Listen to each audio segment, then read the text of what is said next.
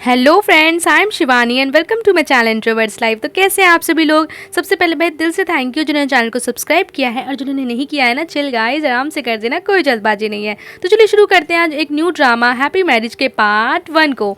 Episode की starting होती है, हमें यहाँ पे एक लड़का दिखाया जाता है जहाँ जो कि एक बहुत अच्छी महंगी कार में है एंड यहाँ पर ये कहीं जा रहा है। दूसरी तरफ हमें एक लड़की दिखाई जाती है जो कि बहुत मेहनत कर रही है एंड यहाँ पर अपने काम को बहुत ही एक लगन से कर रही है। फिर हम देखते हैं वो लड़का जो है एक बहुत महंगी कार से एक बहुत बड़े से मेंशन में उतरता है एंड यहाँ पर हम दिखाते हैं कि वो अंदर की ओर जाता है। दूसरी तरफ हम उस लड़की को देखते हैं जो कि बहुत मेहनत से लगन से काम कर रही होती है। हम देखते हैं कि यहाँ पर एक बहुत एजेड इंसान होते हैं जिसे देख के पता चलता है वो उस लड़की के दादाजी हैं एंड यहाँ उसे कहते हैं कि फाइनली तुम आ ही गए। फिर हम देखते हैं कि इस एपिसोड की स्टार्टिंग होती है, जो हमारी हीरोइन है इसका नाम चीवा है एंड यहाँ पे चीवा जो बहुत अच्छी ड्रेस पहन रखी होती है, तो यहाँ पे उसकी फ्रेंड्स कहती है क्या तुम डेट पे जा रही हो, लेकिन चीवा किसी डेट पे नहीं जा रही है। वो यहाँ पर एक काम करती है जिसमें कि उसे ज़्यादातर कस्टमर्स वगैरह से बात करनी पड़ती है एक बार में एंड यहाँ पर उसे अपनी मजबूरी की वजह से ये सब काम करने पड़ते हैं। हम देखते हैं फिर चीवा जो है इस तरीके से रोज काम करके अपने घर जाती है, जहाँ पर कि रास्ता उसके पास पैसों की कमी है तो वो कोई टैक्सी वैक्सी भी नहीं लेती, हमेशा पैदल ही जाती है। फिर हम देखते हैं कि वो अपने शूज़ उतारती है और उसकी जगह पर हील्स उतारती है, शूज़ को पहन लेती है। एंड इसी तरीके की उसकी बड़ी ही मेहनत भरी ज़िंदगी है, जहाँ उसे सुबह सुबह पार्ट टाइम जॉब करना पड़ता है, फिर रात में इस तरीके की जॉब एंड चुपचाप फिर अपने घर आना होता है। फिर वो थकी हारी अपने घर आती है तो देखती है कि उसके डैड जो है वो वहीं पर ही टेबल पर सो रखे होते हैं, सारे में गंदगी होती है। फिर उसकी नज़र जो है वो टेबल पर रखे पेपर पर जाती है, जहाँ पर वो देख के समझ जाती है कि उसके डैड ने गैम्बलिंग करी है एंड यहाँ पर वो अपनी सारी सेविंग्स को चेक करती है तो सारी सेविंग्स, इलेक्ट्रिसिटी बिल सब कुछ खत्म हो चुका होता है। तो बहुत गुस्सा आता है कि कल लास्ट डेट थी भरने की और आपने सारा पैसा उड़ा दिया, जिस पे उसके डैडी इनोसेंट बनते हुए कहते हैं कि मुझे नहीं पता। फिर हम देखते हैं कि यहाँ पर वो नेक्स्ट डे अपने जहाँ पर काम करती है वहाँ से एक्स्ट्रा पैसे लेती है अपनी हेल्प के लिए एंड यहाँ पर सेम कस्टमर उसको बार बार बुलाता है एंड यहाँ पर उससे बहुत अजीब तरीके से बात करता है, लेकिन ये उसका काम है तो उसे फिर भी उससे हंस हंस के बातें करनी होती है। फिर हम देखते हैं सामने उस लड़के को जो सेम हमें पहली नज़र में दिखाया गया था, वो दूर से ही यहाँ पे चीवा को देख रहा होता है। वही सेम कस्टमर आके उसके कंधों को दबा लेता है, लेकिन फिर भी चीवा कुछ नहीं कहती एंड यहाँ पर उसकी हर बात को चुपचाप सुनती है। लेकिन तभी वहाँ पर उस लड़के वो जो लड़का है वो आ जाता है और यहाँ पर चीवा का हाथ पकड़ते हुए उसे ले जाता है और कहता है कि तुम इस तरीके का काम क्यों कर रही हो, क्या तुम्हें नहीं लगता है कि तुम बार बार इस कस्टमर्स को इसी तरीके से ट्रीट करते हो, क्या तुम्हारा कोई ईगो नहीं, क्या तुम्हारी कोई इज्जत नहीं, क्या नाम है तुम्हारा, चीवा, तुम्हारा नाम चीवा नहीं तुम्हारा नाम चीवा होना चाहिए था। इस तरीके से उसका मजाक बनाता है। तो कहती है कि ये मेरी जॉब है एंड यहाँ पर कुछ ना कुछ तो इसका रीज़न होगा, मुझे अपने रीज़न की वजह से ये कुछ कारण है उस वजह से करना पड़ रहा है। तो जिस पर वो कहते हैं कि तो कारण पैसे ही तो होंगे, ये लो पैसे। एंड ये देख के यहाँ पर चीवा को बिल्कुल भी अच्छा नहीं लगता है कि ये इंसान से कितनी बदतमीजी कर रहा है एंड यहाँ पर उसके ऊपर पानी फेंक देती है एंड यहाँ बताती है कि मेरा जो भी इशू हो वो आपको बताने की कोई जरूरत नहीं है और मैं अपनी फैमिली की वजह से ये सब कर रही हूँ एंड यहाँ पर मेरी इज्जत भी कुछ मैटर करती है एंड आप ऐसा नहीं कर सकते। जिस पे कि यहाँ पर वो कहता है कि किसे प्रोटेक्ट कर रही हो, तो कहती है मेरी फैमिली, मैं अपनी फैमिली के लिए कर रही हूँ एंड यहाँ पर वो गुस्सा हो जाती है। तो जिसपे कि वो अपना हैंकी जो है उसके ऊपर फेंक के मारती है कि पूछ लो अपना मुँह। फिर हम देखते हैं कि यहाँ पर वो अपना कार्ड दिखाते हैं, तो कार्ड देख के पता चलता है कि बहुत अमीर इंसान है। तो जिसपे कि वो जो वहाँ के लोग हैं वो गुस्सा करते हैं यहाँ पे, तो वो चला जाता है। तो जिसपे कि यहाँ पर मैनेजर आता है और चीवा पे बहुत गुस्सा करता है कि तुमने कस्टमर को नाराज कर दिया एंड वापस दो मेरे पैसे और आज के बाद काम पर नहीं आना, मतलब उसको जॉब से निकाल दिया जाता है। चीवा को बहुत दुख होता है। चीवा नेक्स्ट डे अपनी जो मॉल वाली जॉब है उसमें जाती है, जहाँ पर एक नया लड़का आता है जिसका नाम मेकारू यूनिवर्सिटी से आया होता है एंड यहाँ पर ये लड़का बहुत मेहनती होता है एंड बताता है कि वो कॉलेज स्टूडेंट है एंड कॉलेज स्टूडेंट में उसे पार्ट टाइम जॉब की जरूरत है, इसलिए वो इस काम के लिए आया है। तो यहाँ पर हम देखते हैं कि सभी लड़कियाँ उस लड़के को देख के बहुत खुश होती हैं क्योंकि वो बहुत हैंडसम होता है एंड यहाँ पर वो हमेशा चीवा की हेल्प करता है एंड यहाँ पर वो कहती है कि यागामी क्यों कितना अच्छा है, उस लड़के का नाम यागामी होता है एंड यहाँ पर हम देखते हैं कि तभी टीवी पे इंटरव्यू आ रहा होता है तो सेम इंसान होता है। एक्चुअली ये और कोई नहीं, मामिया होल्डिंग का लड़का होता है जो कि इस सारी चीज़ों को अपने अंदर कर लिया होता है। तो इसकी एनुअल इनकम जो है वो 50 करोड़ से भी ज़्यादा होती है, जिससे कि यहाँ पर वो कहती है इतनी, जब ये मुझे उस दिन पैसे दे रहा था। तो तभी हम देखते हैं कि वहाँ पर मैनेजर आती है और कहते हैं कि जाओ चीवा तुम्हें कोई बुला रहा है एंड हम देखते हैं कि वही होता है। तो बताती है तैंकाशी कौन है एंड ये तुमसे मामिया होल्डिंग से मिलने आए हैं, क्या ये हैंकी तुम्हारा, कितने बड़े इंसान तुमसे मिलने आए हैं, क्या तुम्हारे बीच में कुछ हुआ है क्या। तो जिस पर वो उसे सॉरी बोलती है कि मुझे माफ़ कर दीजिए, मुझे नहीं पता था, क्या मैं आपको पे कर सकती हूँ प्लीज़। तो कहते हैं कि कुछ हुआ है, उसका मैनेजर भी सॉरी बोलने लगता है, जिस पर वो कहता है कि नहीं मेरा मुझे कोई परेशानी नहीं है, बस मैं आपसे परमिशन लेना चाहता हूँ कि मुझे इस लड़की से बात करनी है। फिर हम देखते हैं कि यहाँ पर वो चीवा को लेकर बाहर आ जाता है। तो कहती है कि देखो मुझे पहले ही कंपनी से निकाल दिया, मैं आपका पैसा दे दूँगी लेकिन प्लीज़ मेरी जॉब जॉब में इंटरफेयर नहीं करिए। तो वो कहते हैं कि मुझसे शादी कर लो। तो कहती है शादी, आप इस तरीके से कैसे कोई प्रपोजल रख सकते हैं, आप डायरेक्ट मुझे ऑर्डर दे रहे हैं। तो कहते हैं ऑर्डर क्या, मैं मतलब तुम्हारे लिए तो एक बहुत बड़ी बात होनी चाहिए कि कितने तुम एकदम से अमीर हो जाओगी, एंड मैं तुमसे क्यों हाथ जोड़ू, तुम्हारे लिए तो एक अपॉर्चुनिटी है अमीर होने की। जो सुन के यहाँ से गुस्से में चीवा चली जाती है, कहती है कितना बदतमीज इंसान है ना। उसे बहुत गुस्सा आता है। तो वो कहता है कि देखो अब तुम दोबारा सोच सकती हो, तुम्हारे डैड के ऊपर बहुत ज़्यादा कर्जा भी है, तुम्हारे पास नौकरी भी नहीं है, एंड यहाँ पर तुम्हें मेरी क्वालिफिकेशन, मेरी अचीवमेंट, मेरे हेल्थ गोल्स एंड यहाँ पर कॉन्ट्रैक्ट पेपर्स भी हैं, तुम इन्हें पढ़ सकती हो। एंड यहाँ पर वो कह के चला जाता है, जिसपे कि चीवा को बहुत गुस्सा आता है एंड कहती है कि यार ये कैसे मुझसे फोर्स कर सकता है या मुझे कैसे धमकी दे सकता है शादी के लिए।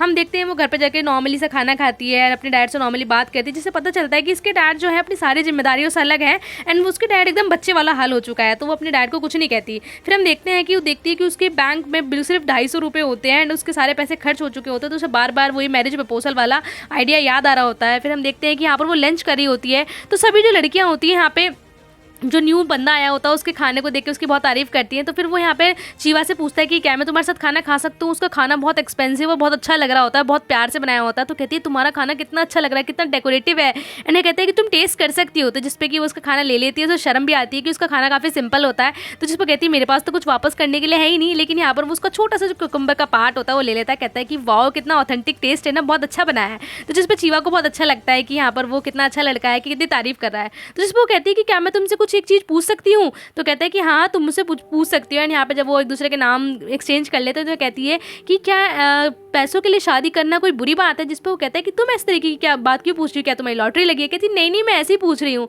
तो जिस पे कि वो सोचता है कि शायद वो जिस उम्र में है, तो उस उम्र में हर कोई यंगस्टर जो है पैसों के लिए सोचता है, तो वो यही सोचता है कि ये इस तरीके की बातें इसलिए कह रही है। तो कहती नहीं नहीं मैं तो ऐसे ही पूछ रही थी। जिस पे कि या वो लड़का कहता है कि नहीं, प्यार के लिए शादी के लिए प्यार मैटर करना चाहिए, पैसों के लिए हम किसी से भी ऐसे शादी नहीं कर सकते हैं। जिस पर चीवा भी जो है हाँ करती है। फिर हम देखते हैं कि वो और उसके डैड रात में खाना खा रहे होते हैं। उसके डैड का जो हमेशा खाना खत्म हो जाता है, तो चीवा से वो मांगता है, चीवा हमेशा दे देती है कि ठीक है आप खा लो, और उसके डैड जो है क्यूटली उस खाने को खा लेते हैं। फिर कहते हैं कि एक बात बताओ, आपकी मॉम ने आपसे क्यों शादी करी, आपने हमेशा गैम्बलिंग करी और उन्होंने हमेशा पैसे कमा कमा के चुकाए हैं। तो कहती है कि तुम्हारी मॉम पागल थी ना जो उसने मुझसे शादी करी। एंड यहाँ पर ना जब भी हम प्यार में होते हैं तो सब चीज़ें भूल जाते हैं। तो कहती है कि हाँ ये बात तो सही है। तो फिर हम देखते हैं कि यहाँ पर एक लड़की दिखाई जाती है, लड़की नहीं है एक मिड एज वुमेन होती है, जिसके पास कॉल आया होता है। तो वो यहाँ पर कॉल जो है वो मामिया होल्डिंग का जो लड़का होता है उसको, यानी जो हमारी ये सीईओ है, इसको पास करती है। जिसपे वो कहती है कि आपने जो मुझे प्रपोजल दिया था शादी का, मैं उसे मना कर दे रही हूँ क्योंकि मेरे लिए प्यार ज़्यादा मैटर करता है। तो जिसपे वो रीज़न भी पूछते हैं, तो वो रीज़न कहती है कि मैं जिससे प्यार करूँगी उससे शादी करूँगी। एंड यहाँ पर वही और कोई नहीं है, मामिया होल्डिंग का जो ये चेयरमैन है इसी की सेक्रेटरी है। यहाँ पे सेक्रेटरी से समझाती है कि आपको किसी भी औरत से अगर शादी या प्यार करना है तो सबसे पहले उसका दिल जीतिए, आप इस तरीके से कोई ऑर्डर देके काम नहीं चला सकते। तो जिससे हमें पता चलता है कि ये इस चेयरमैन के लिए सेक्रेटरी कितनी ज़्यादा इंपॉर्टेंट है। फिर हम देखते हैं कि चीवा के लिए जो उनकी मैनेजर होती है वो दिन पर दिन बहुत सारा काम देती है और कहती है कि आज तुम्हारी एक्स्ट्रा ड्यूटी है एंड तुम्हें जब तक ये कार्ड्स कंप्लीट ना हो जाए तुम घर नहीं जा सकती। सभी लोग जो वहाँ से चले जाते हैं और उसके लिए बहुत सारा काम होता है। चीवा कहती है और कितनी रात तक काम करना पड़ेगा। वो भाग भाग के बस पकड़ती है, लेकिन बस भी निकल जाती है, तो फिर उसे अपने घर पैदल ही जाना पड़ता है, उसके पास और कोई चारा ही नहीं होता। फिर हम नेक्स्ट डे देखते हैं कि वो थकी हारी आती तो वो अपने घर के गेट पे सो जाती है। फिर हम देखते हैं उसके सामने ना दो आदमी होते हैं जिन्हें देख के वो डर जाती है। वो और कोई नहीं, उसके डैड ने जो कर्जा ले रखा था उसको वसूलने वाले लोग होते हैं। एंड यहाँ उसके डैड को परेशान करने लगते हैं और कहते हैं कि हम तुम्हारी लड़की को ले जाएंगे। जिसको कहते हैं नहीं मेरी लड़की को मत लेके जाओ। तो कहते हैं ठीक है, तो तुम इन इंश्योरेंस पेपर पे साइन कर दो, मतलब इंश्योरेंस पेपर पे साइन लेके ना वो उसके डैड को मार देंगे, जिससे कि सारा पैसा उनका चुकता हो जाएगा। तो जिस पर उसके समझ नहीं आ रहा तो होता है चीवा को कि आखिरकार हो क्या रहा है। एंड वो कहती है मुझसे हाथ हटाओ, मुझे कोई हाथ नहीं लगाएगा। एंड यहाँ उसके डैड कहते हैं ठीक है चलो तो मैं इंश्योरेंस पेपर पर साइन कर दूंगा। एंड यहाँ उसके डैड साइन करने के लिए हाँ तो कह देते हैं, लेकिन उनका बिल्कुल भी हाँ साइन को करने का मन नहीं कर रहा होता। जिस पे चीवा समझ नहीं पा रही होती है वो क्या करे। तो कहते ठीक है मैं आप लोगों के साथ चलने के लिए रेडी हूँ। एंड उसके डैड उसको रोकते भी नहीं, बस कहते रहते चीवा चीवा एंड खड़े होकर कुछ भी नहीं कहते। एंड यहाँ पर वो जो आदमी होते हैं उस चीवा को पकड़ के ले ही जा रहे होते हैं, लेकिन तभी यहाँ पर मामिया होल्डिंग्स का जो चेयरमैन है यानी कि जो उनका लड़का है वो आ जाता है और कहता है कि लड़की के हाथों से हाथ हटाओ। एंड यहाँ पर कितने पैसे हैं, तो कहते हैं 20,000 रुपये। कहते हैं 20,000 रुपये। पहली बात तो वो जो यहाँ पे हमारा चेयरमैन होता है वो लड़की से कहता है कि तुम साइड हो जाओ। एंड यहाँ वो कहती है तुम यहाँ क्यों आए हो। एंड यहाँ वो कहता है कि मैं तुमसे बाद में बात करूँगा। एंड जो वो गैंगस्टर्स होते हैं उनको कुछ कानून सिखाता है एंड कानून की बातों पर कहता है कि तुम्हें पता है कि ये सब चीज़ कितनी इलीगल है, तुम ये सब कर रहे हो। तो जिससे वो पहले ही सुन के डर जाते हैं गैंगस्टर कि यार इसको तो सारे कानून पता है एंड लेकिन वो फिर भी यहाँ पर जो चेयरमैन जो होता है वो उनके पैसे दे देता है और कहता है कि आज के बाद कोई कर्जा देने की जरूरत नहीं है, तुम्हारा सारा कर्जा उतर चुका है। फिर हम देखते हैं कि यहाँ पर शिवा को बहुत अच्छा लगता है जिसपे कि उसको मैरिज कॉन्ट्रैक्ट देता है, कहते हैं मैं इसके बदले तुम चाहता हूँ कि तुम इस मैरिज कॉन्ट्रैक्ट को साइन करो। अब शिवा के पास और कोई तरीका नहीं होता तो उस मैरिज कॉन्ट्रैक्ट को साइन कर देती है कि यार बिना मतलब बिना किसी रोमांस के मैं कैसे किसी शादी कर सकती हूँ, लेकिन उसे अपनी प्रॉब्लम्स की वजह से शादी करनी पड़ती है। एंड यहाँ पर हम देखते हैं कि इस मामिया होल्डिंग का जो चेयरमैन था उसे बहुत अच्छा लगता है कि फाइनली जो उसकी शादी हो चुकी है एंड यहाँ पर उन पेपर्स को लेके जाने लगता है। तभी उस लड़की से कहता है कि ये लो रिंग, से फटाफट से पहन लो। एंड यहाँ पर वो कहती है कि ठीक है मैं उसे पहन लेती हूँ एंड यहाँ पर उसको उस रिंग को बिना ऐसे ही मतलब फटाफट से पहना देता है। उसे उस रिंग को देख के अच्छा लगता है बट उसे फील ही नहीं आ रहा होता कि यार उसकी शादी हुई है। फिर उसको बैठाकर वो अपने मेंशन में ले आता है जिस पर चीवा कहती है तुम्हारा घर तो बहुत अच्छा है। तो कहता है ये वही घर है जहाँ से मुझे निकाला गया था। फिर हम देखते हैं वो चीवा को लेकर उस घर में पहुँच जाता है एंड यहाँ पर वो अपने दादाजी के पास जाता है जिसपे कि चीवा पूरे घर को देख रही होती है कि यार कितना ब्यूटीफुल घर है। जिसपे कि चीवा को देखते ही उसके दादाजी कहते हैं कि क्या तुम आ गए। एंड यहाँ पर चलो जिस पे कहते हैं कि आपने जैसा कहा था मैंने चीवा से शादी कर ली है एंड यहाँ पर अब मामिया होल्डिंग साहब मुझे देंगे। तो जिस पे कि उसके दादाजी चीवा को ध्यान से देखते हैं और कहते हैं कि तुम तो बिल्कुल यूको की तरह दिखती हो। तो कहते हैं यूको एक्चुअली जो उसके दादाजी की गर्लफ्रेंड थी वो किसी वजह से उसे शादी करना चाहते थे बट फैमिली कंडीशन से नहीं कर पाए तो यूको को किसी और से शादी करनी पड़ी। तो जिसपे कि वो समझ जाती है कि अरे यूको तो मेरी दादी थी एंड आप मेरे दादाजी के बारे में ऐसी बातें क्यों कर रहे हैं। तो जिसपे कि उसके दादाजी कहते हैं कि मैंने हमेशा यूको को ढूंढने की कोशिश करी और मेरे अंदर कहीं ना कहीं पश्चाताप की अग्नि बह रही थी, इसलिए मैं चाहता था कि मैं जो हूँ किसी न किसी तरीके से इस कर्ज को उतारूँ एंड ये कर्ज जो है मैं तुम्हें एक अच्छी ज़िंदगी जी के उतार सकता हूँ क्योंकि यूको के मेरे ऊपर बहुत सारे कर्ज हैं या फिर मैं अपने आप को माफ़ नहीं कर पाया हूँ। तो हम देखते हैं कि उसके दादाजी ने जानबूझकर अपने पोते से कहा था कि वो इससे शादी करें जिससे कि मामिया होल्डिंग्स के आधे जो शेयर्स होंगे वो इसको मिल जाएंगे, यानी कि उनके पोते ने जानबूझ के ये शादी करी होती है। फिर हम देखते हैं यहाँ पर ये दोनों आपस में बातें कर रहे होते हैं। तो कहती है कि अच्छा तुम मुझसे इसलिए शादी कर रहे थे एंड यहाँ पर तुम्हें नहीं लगता बिना प्यार के कोई शादी इंपॉर्टेंट है। तो कहता है कि मेरे लिए मेरा काम इंपॉर्टेंट है, कंपनी इंपॉर्टेंट है, मैं शुरू से यही चाहता था। मैंने बाहर रहकर 5 साल पढ़ाई करी है अमेरिका में, बहुत कुछ किया है एंड मेरी मेरी वजह से ये कंपनी चल रही है तो मैं इस चांस को दाने नहीं देना चाह सकता था। जिसपे कि यहाँ पर चीवा को लग रहा होता है कि यार मतलब उसने ऐसी शादी कर ली। तो जिसपे कि यहाँ पर बताता है कि जैसे मेरे लिए मेरा काम है, कंपनी इंपॉर्टेंट है, वैसे तुम्हारे लिए तुम्हारी फैमिली इंपॉर्टेंट है, तो हमें शादी से ज़्यादा अपनी प्रायोरिटीज़ जो चीज़ें ज़्यादा प्रायोरिटी मांगती है उन्हें देना चाहिए। तो जिसपे वो कहती है कि क्या तुमने आज तक किसी गर्ल को या किसी लड़की को प्रपोज नहीं किया, क्या तुमने मुझसे ऐसी शादी कर ली। तो कहता है कि हाँ मैंने तुमसे ऐसी शादी करी है और ये कॉन्ट्रैक्ट मैरिज है एंड मैं इस चीज़ को ज़्यादा कॉम्प्लिकेटेड नहीं बनाना चाहता एंड मैंने देखा कि तुम बहुत अच्छी हो एंड तुम मेरे इस चीज़ में तो पास हो चुकी हो, क्योंकि उसे थोड़ा चीवा का क्यूट सा इनोसेंट सा लुक अच्छा लगता है। तो कहती है कितना एरोगेंट है ना, थैंक यू भी नहीं बोला और वहाँ से गुस्से में चली जाती है।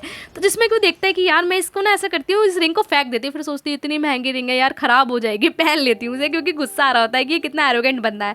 फिर हम देखते हैं यहाँ पर जो हमारा ये चेयरमैन होता है उसे ऐसा लग रहा था कि उसका एक सपना पूरा हो गया है, उसे मामिया होल्डिंग्स मिल गई है। फिर हम देखते हैं चीवा अपने घर जाती है तो उसके डैड जो है वो सोचती है कि देखो कितने आराम से लेटे हुए हैं, बिल्कुल भी अपनी लड़की की कोई परवाह नहीं है। जिसपे कि अपने डैड को बताती है कि मैं आ गई। तो उसके डैड कहते हैं तुम आ गई, तुम्हें कुछ दिक्कत तो नहीं है। तो कहती है दिख तो डैड ऐसी रहेगी, कुछ नहीं हुआ है। तो जिसपे वो अपने डैड को बताती है कि मैंने शादी कर ली है, पर उसके डैड का कोई रिस्पॉन्स नहीं होता। तो बताती है कि मैं जो हूँ मामिया चीवा बन चुकी हूँ एंड यहाँ वो कहते हैं कि अच्छा ठीक है। तो जो बताती है कि मेरा पार्टनर पता है कंसल्टेंसी ग्रुप में है जिसकी उसकी 50 करोड़ जो है वो एनुअल इनकम है। ये सुनते उसके डैड को शौक लग जाता है। दूसरी तरफ हम देखते हैं मामिया होल्डिंग्स के जो ग्रुप का चेयरमैन है वो अलग ही हमें एक इसके दिख रहा है कि इसके पीछे कुछ ना कुछ तो रीजन है। इस तरीके से इस एपिसोड का एंड हो जाता है।